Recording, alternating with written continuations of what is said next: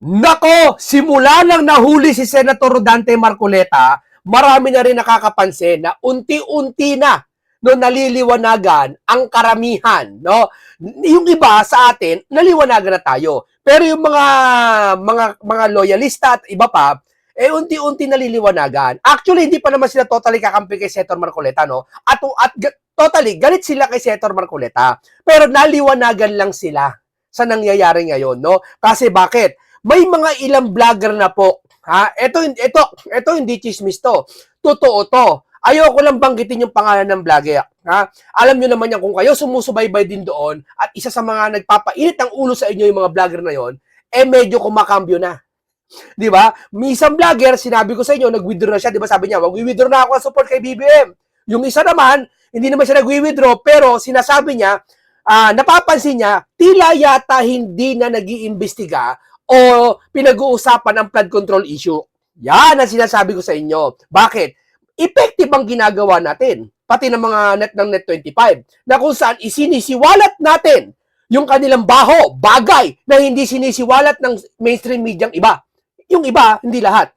Ang isa sa mga nagsisiwalat at talagang masipag ay ang Net 25. Kita nyo naman, yung mga baha, pinapakita, nasaan, di ba? Kasi tinapunan na to ng tinapunan na to ng usaping impeachment. Di ba? Usapin na pagpapakulong kay Marcoleta, kay Jinggoy, di ba? Pananakot. Di ba? O, pag ikaw, ito, pinakulong namin senador, ha? Huwag ka na pumalag, kundi makukulong ka. Parang gano'n eh. Di ba? Pero, eto may mga ilan din na hakala naman din to. Pero sa vlogger, totoo yun hindi chismis yun. Ayoko banggitin. May mga ilang vlogger na, kahit yung isang vlogger, nadidismaya na eh. Di ba? Maski yung ito sabihin ko sa inyo, yung talakera. Sino dito nakakilala ng talakera? Hindi ko siya sabing siya bumabalitad na. Pero, yung kanyang salita, nagkakaroon na siya ng hapde yung salita niya. Na siya sabi niya, BBM, sana naman pakinggan mo, imbestigahan mo ganito. Kasi sila, ako naniniwala ako, hindi naman sila bayad eh. Hindi ako naniniwalang bayad sila. Yung ibang bayad, trolls. Pero yung mga vlogger, hindi ako naniniwalang bayad sila eh. Hindi ako naniniwala. Yung iba, maraming hindi bayad talaga. Gamitin yung utak nyo, hindi sila bayad. Kasi, sila may mga gana silang nagsasalita sila ng konting damage sa kakampi nila eh. Ay ba, ganito, yung talakera. Basahin mo yung mga post niya, inaatake lagi INC. Inaatake lagi ang mga Duterte, lahat inaatake. Okay, karapatan niya yun. Yung napapansin niya, napupunan niya eh. Pero, kapansin-pansin, may mga pagkakataon na hindi siya pinapansin talaga ng administrasyon. Hindi na siya lahat ng mga vlogger na nakikipaglabang kay BBM, hindi pinapansin ni BBM. Sakit, no? Ipinaglalaban yun, hindi kayo pinapansin, no? Hindi kayo pinapahalagahan, no? Ganyan lang, tuloy nyo lang yan. Di ba? Yan sasabi ko sa inyo. Bakit? Hindi naman kasi sila alam mo naman, siyempre, yung si Bonget, yan talaga yan. Iwas pusoy. Kasi pag pinakalaman niya yung mga vlogger, magkamali yung mga vlogger, siya sisisihin. Di ba? Kaya iba, nakakalata na. Nakakalata na po. Pansinin nyo. Iba na yung mga tono nila. Yung isa naman, ayoko banggitin, ito ayoko na banggitin to. Gusto nang talakayin yung flood control issue. Dati BBM siya. Ngayon BBM pa rin siya, pero gusto niyang talakayin ng flood control issue, tila nakakalata na siya. Di ba? Yan siya sabi ko sa inyo mga kababayan. Mula nang si Senator Dante Marcoleta na aresto, bakit? Kasi puso na yung nagpasya sa iyo eh. Na tama pa ba tong ginawa nila? Tama ba to? Anong kaso ni Senator Marcoleta? Parang pilit na pilit. Maniniwala ka may maniniwala ka sa kaso ni Senator Marcoleta pag kaaway mo si Senator Marcoleta, pag galit ka, nayayabangan ka, naangasan ka, napasara yung istasyon, isa ka doon, sa fans ng mga yon, tsak ko sa'yo, si Senator Marcoleta talaga ay ayaw mo talaga, gusto mo talaga makulong. Pero kung susuriin mo, bakit nakulong si Marcoleta? Bakit nakulong? Kasi nagtutukla sa flood control issue. At mapapansin ang budhi nila, konsensya nila kalaban nila eh. No? Tama, tila yata mali na to. Kasi alam mo kahit paano yung mga vlogger na yan, makabayan din yan eh. Wala naman sa atin siguro na walang pagmamahal kahit konti sa bayan. Meron din. Maski naman tayo mahal natin ang taong bayan eh. Wala lang tayong magawa minsan dahil wala tayong kapangyarihan minsan, wala tayong boses. Di ba? Pero, mapapansin mo sa kanila, mahal pa rin nila ang mga taong bayan. Kaya minsan, nakapagsasalita sila sa administrasyon, sa kanilang mga loyalista pa naman sila, nakakalata na sila, tila yata ang flood control issue nila tinatalakay. Yan, nasimula na, sabihin ko sa inyo. Kaya yung ginawa ni Senator Marcoleta, kaparaan ng Panginoon Diyos yan para sa akin eh. Oo, kaparaanan niya na yan para lahat ng makita kung sino talaga. 'Di ba? Mahayag sila. 'Di ba? Great sacrifice ang ginawa ni Senator Marcoleta. Pwede naman siya magtago eh. 'Di ba? Katulad ng ginawa ng iba eh. May power naman siya. Pwede siya magtago. Di siya pwede maghirap din sa ospital. Nasa kulungan siya. 'Di ba? Pwede naman siyang gawin niya 'yon. Pero hindi niya ginawa 'yon alang-alang sa pagsunod at makita ng sambayan ng Pilipino kung ano pinaglalaban niya. Di ho ba? Ngayon, dito naman sa taas sa mga opisyal, hindi ba kayo nakakapansin bakit si Abalos nilagay? Dahil may maraming chismis dito, pero hindi naman chismis to, kalahati chismis, kalahati hindi, no? Si Abalos po, sabi nila, pantayan. Kaibigan ng Duterte, kaibigan ng BBM. Tahimik siya pagdating sa Duterte, iba, tahimik siya pagdating sa BBM. No, kaya less talk, less mistake. No? Ngayon, marami nakakalata, bakit inilagay si Abalos? Sa anong posisyon? Para bang lumalabas, wala siyang posisyon na meron. Di ba? Parang lumalabas dito, gusto ba talagang palitan si Recto? At kung papalitan, ha, chismis lang to, huwag niyong paniwalaan. Ha? Kung papalitan naman si Recto, bakit papalitan? Ano meron? Bakit? Ano meron? Yeah, yun lang yun eh. At eto, dyan lang ba, naka-standby lang ba muna si Abalos? Pamasid-masid lang muna ba? Kasi ginawang cabinet secretary yata pero walang posisyon, parang ganoon eh. Parang ganoon nangyari. Eto ba nilagay si Abalos para kung sakaling makachempo sila kay John Vic na ipapalit kay John Vic bigla? Kasi mga maugong, di ba, ipapalit daw si Trillanes kay John Vic at si Abalos. Pinapipilian. Pero nandiyan na si Abalos, syempre, mas malamang na si Abalos na ipalit. Hindi maintindihan niya eh. So, lumalabas, totoo yung hinala ng karamihan dati, na talaga si John Vic pinalayas doon sa palasyo. Haka lang yun, tsorya lang yun, di pa napapatunayan yun. Na sinigawan daw, ngayon, yung kapatid, nagsabi, huwag mong tatanggalin yung kapatid ko, kasi pag tinanggal mo yan, ako makakalaban mo. Parang gano'n, di ba? Binulgar yan nung isang balateros yata. Pero tsorya pa rin yan, nanatiling tsorya. Magkakaroon linaw yan, unti-unti sa nangyayari ngayon. Dati, di ba, tsorya lang yung mga vlogger na para babaltad na. Ngayon, nangyayari na, di ba? Unti-unti na silang nakakahalata. No? Kasi una-una, walang pakialam sa kanila yung administrasyon. Di ba? At eto pa nakakainala, hindi kaya nahahati sa dalawa na ang mga vlogger ni BBM? Ano yon? Yung iba kasing mga talaga nagsusuri na sa kay BBM, natatauhan na. Pero pag yung mga loyalista, nakikiangkas ka lang, ayun, todo tanggol kay BBM yun. Yung mga babae na, ratatatabunga nga, ay kasi BBM, mahal na mahal namin! O ano lang yun, nakikisakay lang yun. O, nakikisa-angkas lang yun. No? Pero alam nila katotohanan. Yeah? Pero okay lang, pagbigyan natin. Pero yung mga malalaking vlogger ng mga loyalista, nakakalata na sila eh. Oo. Pasinin nyo, ako ito, ipagpalagay nyo chismis lahat to. Pero, kayo gusto ko pumansin, kayo makahalata, kayo magtumunog, meron na po nangyayari parang pagkadismaya. Oo. Sabayan mo pa ng mga ibang personnel na sabi ni Pinky, sabi niya, nadidismaya na ang mga kapulisan, kasundaluhan, sa ibaba at sa sa itaas. Nagkakaroon ng kadismayahan. So, ibig sabihin, hindi na sila satisfied sa nangyayari ngayon. Katulad na nangyayari sa karamihan ngayon ng iba't ibang relihiyon, katulad ng INC at iba pang mga tao, nadidismaya na sa administrasyon. Isa na naman din nadidismaya dyan eh. Ang mga pinklawan eh. Pero kunwari lang yan, alam nila katotohanan. Alam nila. Kaya nga sila naging dilawan eh, dahil may Marcos eh. Di ba? Alam niyo yan. Pero hindi nila magawa. Nga sabi ko, hindi nila magawang awayin ng Marcos kasi yun na lang ang tanging kakampi nila. Kasi pag inaway nila ang Marcos, wala silang kakampi. Di ba? Wala silang tatakbo ang kakampi. Sabi niya, tama nga sinabi ng Net 25 eh. Yan yung may enemy is enemy. Ay, may enemy is may ally. Ano ibig sabihin? Yung dati mong kalaban, tapos yung kalaban mo ngayon, kinakalaban ng mga dati mong kalaban. Ang gagawin mo, kakampihan mo ng dati mong kalaban. Gets? Ginawa ng mga pinglawan. Kalaban nila mga Marcos. O yung mga Marcos, sino kalaban ngayon? Mga loyalista, mga DDS. So, ginawa ng mga pinklawan, kinampihan nila yung dati nilang kalaban ng loyalista para lang kalabanin yung kalaban din nila ngayon na DDS. Di ba? Yan ang sabing kain. Alam niyo na kung anong kain na yun. Kain suka na tayo. Kain Di ba? Ganun ang nangyayari ngayon. So, kung i-realize mo lahat na nangyayari ngayon, may pagkadismaya na sa bawat isa sa nangyayari. Totoo yan. Hindi naman bulag ang tao eh. Alam ng tao kung ano nangyayari sa paligid. Lalo ngayon, hindi mo maintindihan kung si John Vic ba ay papalitan o ano. Kasi parang may iba sila nararamdaman, no? Pero ito, maiba tayo, panoorin mo natin ito sa ganang mamamayan, sa pagpalit kay Abalos. Pero dito hindi natin maintindihan kung si Abalos ba gagawin ganito o ganyan, o floating lang ba, o pansamantala ka dyan muna, maglibot-libot ka muna, magmasid-masid ka. Ano ba talaga katungkulan mo, Abalos? Syempre, hindi natin pwedeng sayangin ang power ni Abalos kasi si Abalos magaling din talaga. Mahusay-husay din si Abalos kahit papaano. Di ba? Galing yata kay Duterte yan, di ba? Mahusay-husay din yan. O, ito, panoorin natin to. Meron tayong bagong CAMSEC.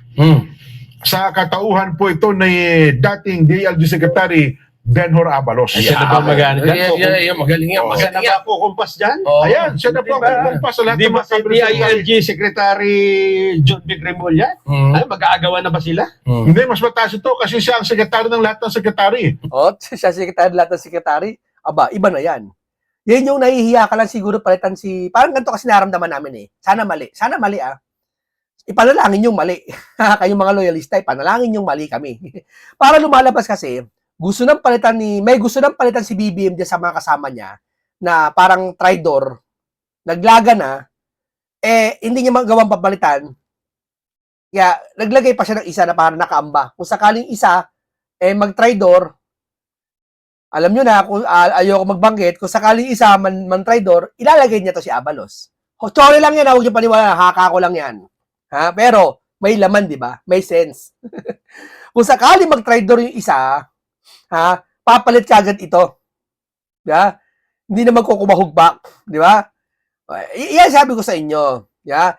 Sa madaling salita, ang administrasyon ngayon, desperado na.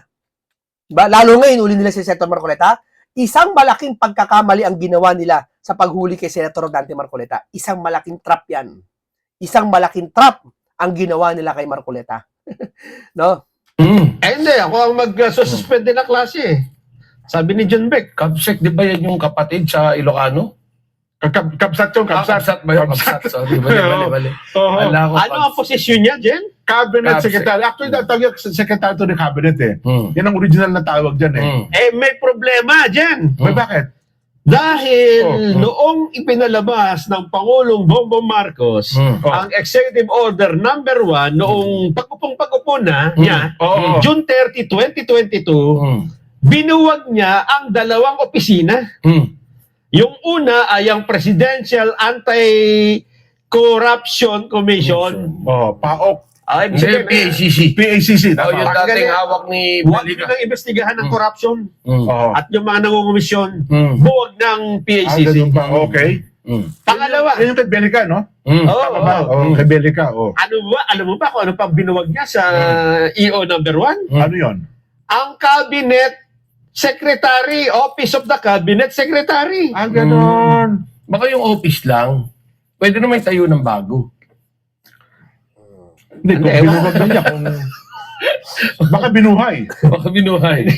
Hindi ko nga alam kung naglabas ng bagong executive order. Na binubuhay yung pagbuo ng CAMSEC. May bubuhayin yan. Oo nga. Kaya nauna lang nandun pa eh. Oo. Ibig sabihin yan, nagkaroon siya ng floating o paano. Diba? Mayroon sila nakaambak. Hindi malaman si Abalos kung ano ba katungkulan ni Abalos. Hindi, para sa akin na, yun ang pangunawa ko. Ano to, pinloat nyo lang? Bakit may sisibakin kayong isang opisyal na alam nyo nilalaglag na kayo? Ayoko magsalita. Yan sabi ko sa inyo kanina, kagapon, di ba? Meron na. Marami na nadismaya. Maski naman ako eh. Ako, halimbawa ko, nandyan ako kay BBM. Nakikita ko, pinapabayaan niya sa bayan ng Pilipino. Nakikita ko, yung flood control, hindi niya tinatalakay. Maski ako eh. Maski ako eh, madidismaya na ako eh. Di ba? Lalaban na ako eh. Kung may pera na ako, mayaman na ako, ba't ako manghinayang? Yung iba siguro, malaki ang sahod dyan. Nasa 400,000, 300,000.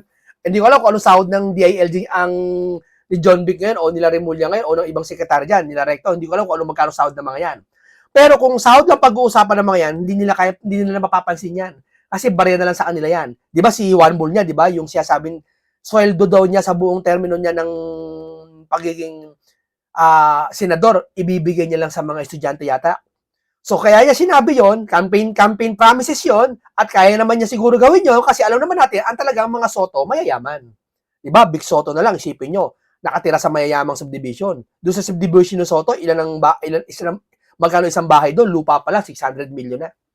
Yun yung pinaghirapan talaga ni Big Soto sa karir niya, sa buong karera niya, sa buhay niya. Walang bahid na korupsyon, di ba? Pero hindi natin tiyak yung isa. Di ba? Pero tiyak natin, mayaman din yung isa, si Juan Bull. Di ba? Hindi niya kailangan ng pera. Ibig sabihin. So, sa madaling salita, hindi niya kailangan ng sahod. Kung hindi kailangan ni Juan Bull ng sahod, ano pa kaya yung iba? Di ba? Yung mga maleta boys. At yung iba, maaaring sabihin na nakonsensya na, o isa naman, hindi naman nangurakot. Pag-sample natin, sample lang, si John Vic. Wala naman tayo nakita parang pangungurakot ni John Vic sa tala ng buhay niya. Hindi ko alam kung sa Laguna o sa Cavite, nakapag-ano siya, pero tingin ko wala naman. Kaya nga si John Vic, nakikita ko mabuti puso niyan. Baka napipilitan ka lang, John Vic, dyan sa amo mo. Di ba? Alam ko, hindi mo kailangan ng sahod mo. Trabaho lang talaga hanap mo, no? Maglingkod siguro, no? Siguro kung ang sahod mo 300 to 400, barya sa iyo 'yun. Bali wala sa kanila kung mayaman na sila.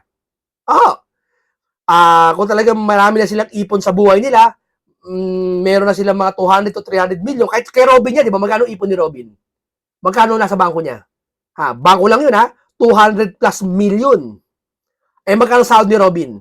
350 million, 350,000 sa per buwan? Bali, wala yun. Hindi pa, kurot lang kay Robin yun. Kahit yung sahod niya, pangluho niya lang bonbon Bili niya lang, pamigay niya lang sa mga tao Pamigay niya lang, walang problema dun Yun yung sinasabi ko sa inyo, pag malaki na pera mo, mga 200 plus million na sa bangko, bali wala sa yung sahod mo. Kaya ano ibig ko sabihin sa lahat ng ito, ba't ko kinukwento? Maaring wala silang pakialam kahit si BBM, umalis na sila. Wala silang pakialam sa sahod. Kasi iba dyan, kaya hindi umaalis, takot mawala sa posisyon. Takot mawala sa sahod.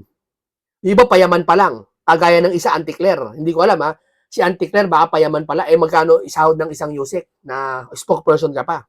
Malaki-laki din.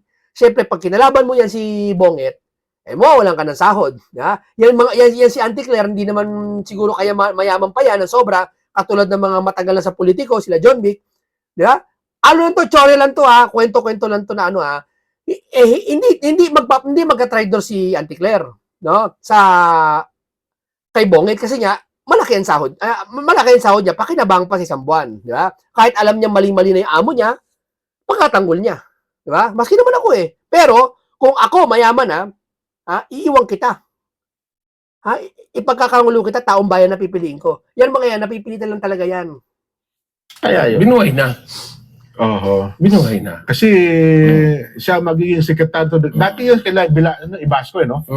Si Cabsec Ibasco. Pero, di ba dapat sa papel, malinaw na mayroong posisyon gano'n, di ba? Yes. Oo.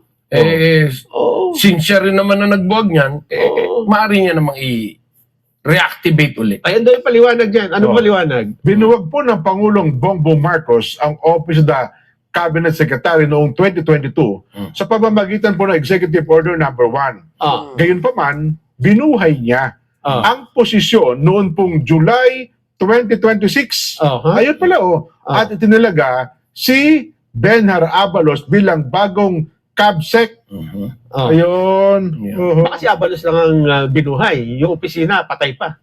Dapat meron din kaakibat na hindi ba? papel. Kasi kung naglagay ka ng tao, pinatay mo na pala yung opisina. Dapat nga may paglilinaw yan. Kasi di ba automatic, di ba? Kung naglagay ka ng tao, automatic nabuhay yung opisina. So, ano magiging gampanin ngayon ni Cabsec Benhar Abalos? Siya yung siya yung mamamahala doon sa kapatid di ba? Kabsat. Siya yung laging kasama. Nilinaw po ng palasyo na hindi na ang pamamahala ng mga pagpupulong ng gabinete ang pangunahing trabaho po ni Abalos. Ano nang gagawin? Inatasan siya ni Pangulong Bongbong na maglibot-libot sa buong Malacanang.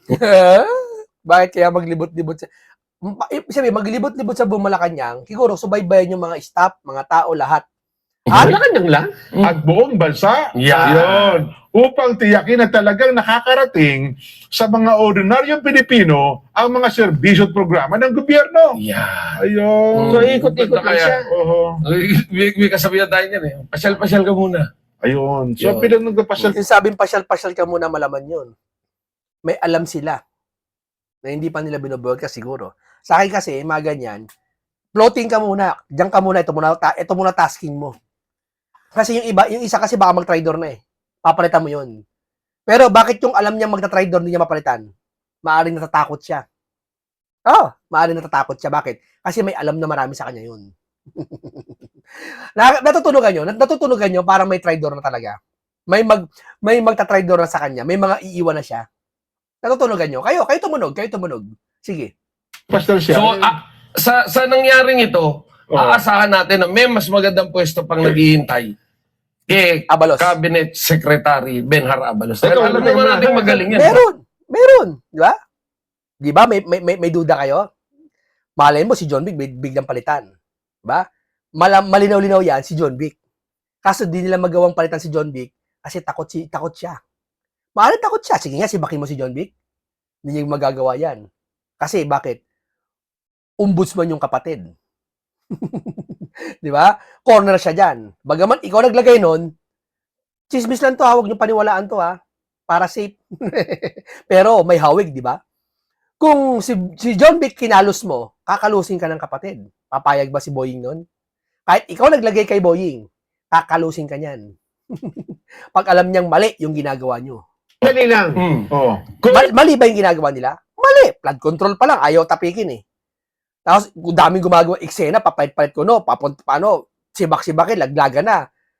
Para lang sa papagtakpan yung flood control issue. Di ba? Kahit kakampi ka ng mga to, pag yung flood control issue, tatapikin mo na, yari ka, lalaglag ka. Di ba ito, sample ko kayo. Di ba matunog ang impeachment kay Boying, laban kay Boying? O sige, sabi ko nga sa inyo, sino lang may kakayahan na mag-impeach kay Boying? Sino? Si Leandro Lebiste? Sino? Team ni Marcoleta? Ni anak ni Marcoleta? Team si Henry? Kaya ba nila mag-impeach? Konti lang sila? Magkakampi doon? Sino? Sino mag-impeach kay Boying? Kasi pag matunog na mag-impeach, meron talaga. Di ba ganyan din kay Sara dati? Ganyan kay Sara? Ngayon malinaw na malinaw sa atin, mag-impeach si Sara. Ngayon kay Boying naman. Sige, matunog ang impeachment ni Boying. Sino lang ba may kakayahan na magpa-impeach? Sino lang ba nakakautos sa mga sa mga congressman? Dalawa lang naman sinusunod nila dyan Sino bossing nila dyan? Yung anak sa si Tamba. Tama? Inulit ko lang sa inyo to, remind ko lang sa inyo to, para malinawan sa inyo kung ano nangyayari. Ibig sabihin, pag i-impeach mo si Boying, away-away na. Maliban na lang kung sila naglalaglag na sa isa't isa. Ilalaglag na si Insan, si Tamba. Kung ilagay mo nga ulit kung anong position niya, basahin namin yung paliwanag. Ilagay mo ulit. Maglilibot daw siya. May papansinin lang tayo, Pakilagay mo ulit. Basa. Maglilibot daw siya sa iba't ibang lugar ng ating paliwanag bansa. mismo. Yan mismo paliwanag nila Para Pakibalik mo nga sa prompter yung gano'n natin. Yan. Inatasan po ng Pangulong Bongbong Marcos. Alin? Yan muna. Yan. Bagong tungkulin. Ayan. Bagong tungkulin. Yan. Nilinaw po ng palasyo na hindi na lamang ang pamamahala, Hindi na. Walang lamang. Hindi na. hindi na ang pamamahala ng mga pagpupulong ng gabinete. Kasi dati nga, ang trabaho ng cabinet secretary to ni cabinet yan may meeting tayo, mga cabinet secretary, hindi kayo, ganyan. Punta kayo. So hindi lamang daw yun ang magiging, hindi na yun. Magiging trabaho niya, hindi na yun. Ibig sabihin, Jen, kung hindi na yung trabaho mo, bakit cabinet secretary pa rin ang posisyon? Di ba? Dapat iba na. Hindi, baka naman binigyan ng bagong tasking. Kaya bakit? Kahit cabinet Nakakapagduda, di ba? secretary, tapos sa cabinet Bakit? May papalitan ka na bang tao? Nakaamba na ba yan? ka, di ba? Oo. Yun ang trabaho mo. Halimbawa, ako ay operator ng elevator. Oo. So, elevator secretary ka. Sige, ikaw ang operator ng elevator. Ano ang trabaho ko? Magwawalis ka ng hagdanan. Di ba mali yun na, bakit ang trabaho ko cabinet secretary pero hindi yun ang gampanin ko, di ba? Ibig sabihin, parang floating siya. Diyan ka muna. Kasi yung isa, baka mag-tridor, pwedeng ka na, akin hinala ko palitan mo. Di ba? Pero, bakit ganun? Wala ba sila makuha ibang tao? Bakit? Marami nang galit sa inyo? Wala na kayong makuha? Wala na kayong mapiga? Kung sino magiging cabinet nyo? Sino magiging sekretary nyo dyan? Ubus na ba? Yeah? Kung ano yung pangalan ng posisyon. Bakit? Bakit natatakot iba dyan? Kasi ayaw mapag-initan. Bakit? Yung galit ng taong bayan, grabe na. Punong-puno na yung taong bayan sa nangyayari. Kaya kung sino man maging kakampi dyan ni Bongit, magagalit din yung taong bayan sa kanila. Ganun po yan. Ang laro dyan. Di ba? Bako, marami natutuwa sa akin. Pag ako kinuhang cabinet secretary, marami na mga galit sa akin kasi maraming galit sa administrasyon . Opo. Dapat ganun ang gampanin. Kaysa naman bumuo pa ng bagong departamento, hindi, yun na lang siguro para. Hindi ito buwag nga ito. Baka dito na natin nakikita yung pagtitipid ng administrasyon. Buwag na nga yung cabinet secretary. Office So of dapat Cabinet kung Secretary. binuo mo yan pa rin yung trabaho niya. gampanin. So kung ginawa mo siyang taga-ikot at sinabi mo sanang siya ay magiging Secretary of Rotation.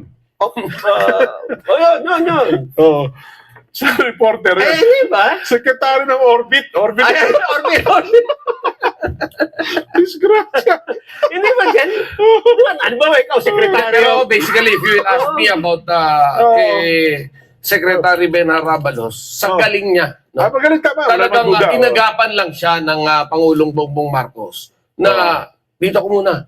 Sayang Dito ka din sa naman tabi kasi ko. Kumbaga sayang din Oo. kung hindi sa bibigyan ng trabaho no? Oo, kasi, di ba, naging matunog na siya ang magiging executive secretary. Yes. Pero ako dyan, hindi ako papayag ng gano'n. Oo. Na binigyan mo ko ng posisyon, o ikaw, driver ka, ha? Oo. Ano ba magiging posisyon ko?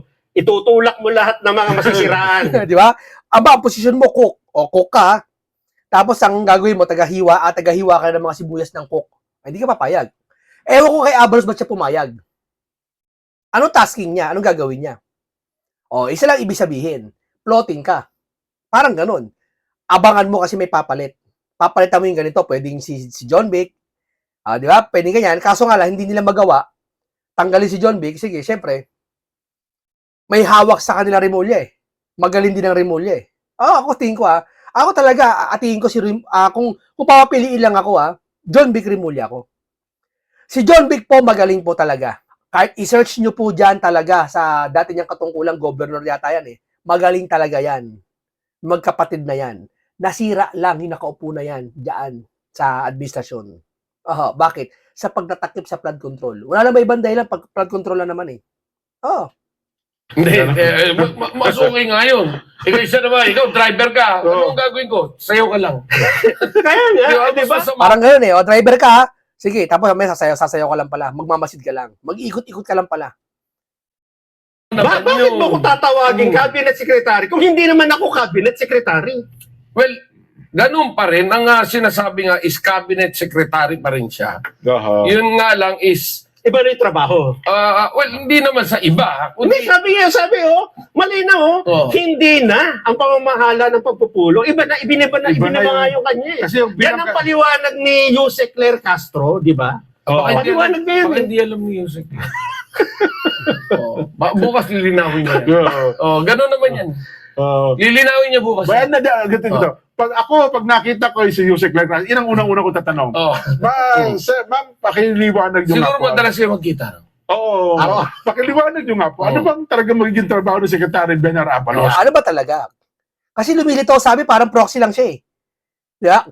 Kasi ang lumilitaw sa amin, may natutunugan na ba kayo na mag-tridor sa inyo? Ha? Ano ba talaga? Gagawin niyo ba siyang ES? Aba, pag ginawa yung ES, yung gagulo yan. Si Recto ang ES eh. Di ba?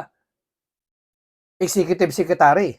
Bakit nyo pa tinawag na cabinet secretary? Kung hindi naman yun na magiging trabaho niya. Tama. Bakit mo tatawagin cabinet secretary kung hindi yung trabaho niya? Dalawa lang yan. Maaring inuuto ka, Abalos, or alam nyo talaga kung ano tasking mo, diyan ka lang, may usapan na kayo. At sa madaling salita, lumalabas, bakit nandiyan ka? Ibig sabihin, pang-amba ka. May aalis, ibig sabihin, may mga tridor. Pang-unawa ko may manglalaglag. Kaya ikaw agad iaambay papalit dyan. Tingin ko lang. Diba? Ayan. Na sana, yung kung anong trabaho niya, nilagyan nyo na ng pangalan kung anong magiging trabaho. Anong trabaho niya? Tama yun. Pero basically, personally, sa nakikita ko is, lang, malaki kasi may tutulong yan sa Pangulo. May magagawa, no? May magagawa. Dahil magaling eh. Ibig ko sabihin, inuuto lang nila si Ben-Hur? Hindi ako Hindi dyan. naman. Ako naman, ginawa ko dapat dyan. Kasi hanggang ngayon, wala tayong advisor, political affairs. Hindi, yung presidential assistant or advisor On political on affairs. political affairs. Kasi Kasi dati meron ganyan. Meron yan hanggang ngayon. Actually, hindi naman binuwag yan. Pero pagdating ng Pangulong Bongbong, hanggang ngayon, hindi siya naglagay ng presidential advisor. Ano yan, cabinet rank position yan. Kasi kung mag-iikot lang naman siya at titignan ang trabaho at mga ginawa ng Pangulo, mga proyekto, malaking posisyon yun. Di ba? Sa aspeto na political kasi yan eh. Political affairs din yan kung pag-iikot siya sa iba't ibang lugar. No? Tama. Oo. Kaya yun, liwanagin natin. Ba't ka may paliwanag pa sa Secretary Yusek Claire Castro. Yan. Ito daw, may paghahaba pa yan. Ito pa. Dagdagan pa natin. Nalalaga, ay wala, bilang pinatakbo mo ng mabilis, paano natin babasahin yan? Yan. Itinalaga ng Pangulong Bongbong Marcos si dating Interior Secretary Ben Arabalos bilang Cabinet Secretary. Ayon po sa Malacanang, Ibang version na naman to. mismo kay Palace Press Officer Undersecretary Claire Castro, inaasahang manunumpa si Abalos sa kanyang bagong tungkulin ngayong araw. Nakapanumpa na, pinapakita natin yung picture.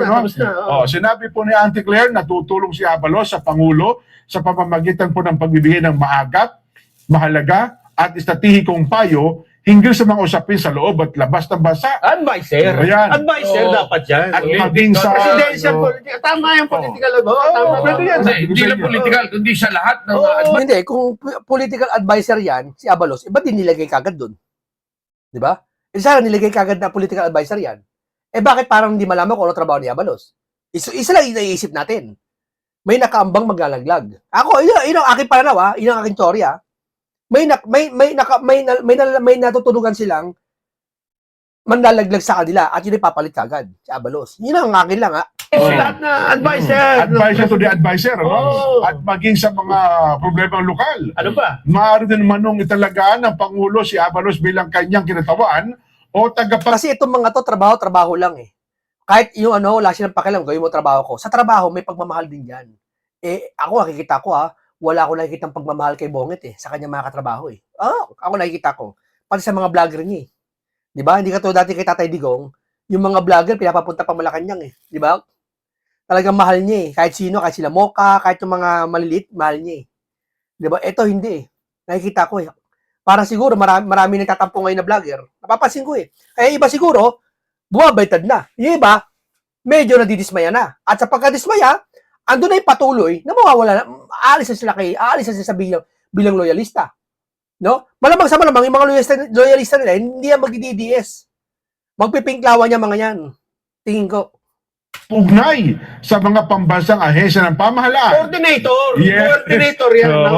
Mga lokal na pamahalaan, mga organisasyon at partido pampolitika. Kita nyo na? Lahat Mga civil society organization at sectoral groups tungkol sa usaping politikal. Alam ko na. Di ba political advisor nga yan? Alam ko na. Ano ba? Ano? Ang tamang itatawag dapat kay Benhur Abalos ay hindi cabinet secretary. Dapat. Vice President of the Philippines.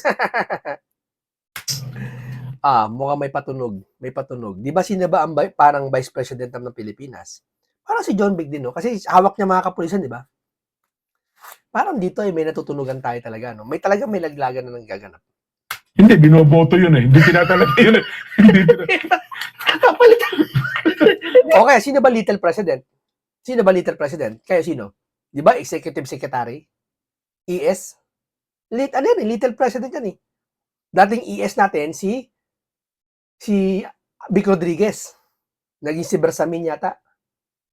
O umalis na. Ngayon si Erecto na.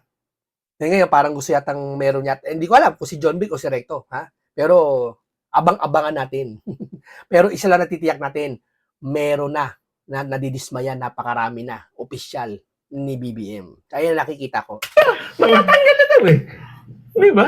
Hindi siya pwede. Hindi siya pwede maging vice president. Ano? Hindi, sa tungkulin, parang gano'n eh, di ba? Oo nga, bagay. Ano? Yaman din lamang kanya. Wala tayo. Alam na tayo. Ang dami na natin problema eh. Pinoblema pa Pati si Benar Abalos Secretary Abalos. Pero tayo man kay Secretary Abalos, wala tayong problema eh, di ba? Yes. Doon sa posisyon na pangalan. Pero sa usay nga, wala tayong pag-usapan.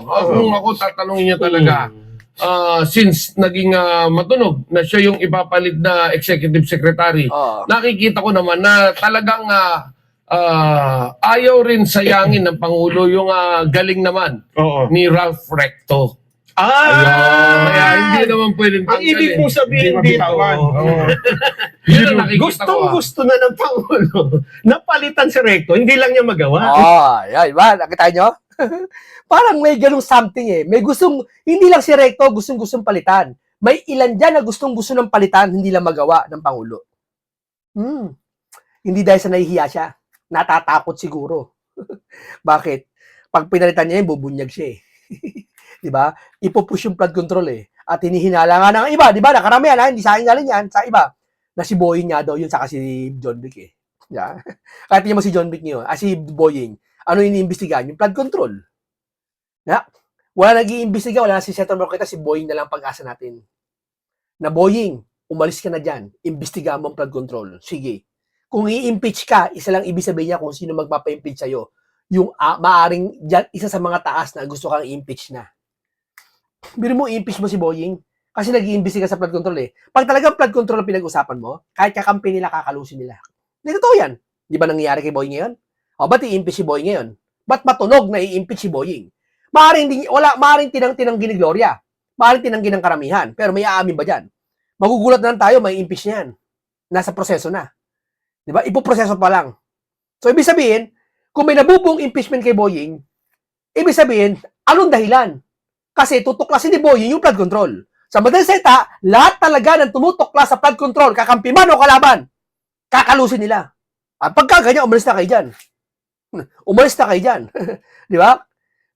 Tuturuan ka magsinungaling sa katotohanan? At ang nagpapalit na dapat ay si Beno Rabalos. Ikaw Ayaw nga, kaya nga binuksan uli yung ano eh.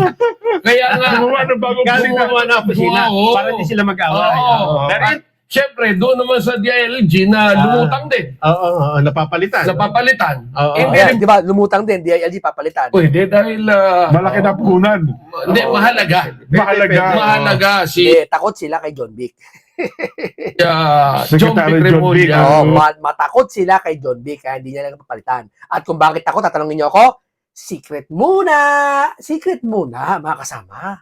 Di ba? Secreto muna. Sa ating Pangulo.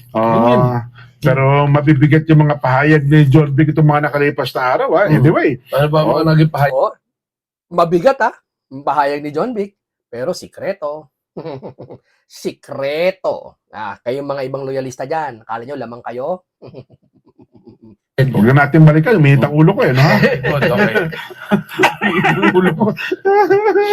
Parang gusto lagi makipagbabag ni John Vic, ano? Anyway, ayun po ang kanyang diskarte sa mga bagay-bagay na yan. Bayaan na po natin siya, ha? Ano ba? Ha? Ano ba? Sa ibang araw. Okay. Tama na sa ganun huwag tayong huwag tayong umitang ulo. Ano pa bang meron kayo dyan? Mamaya kasi inihahanda na natin ito.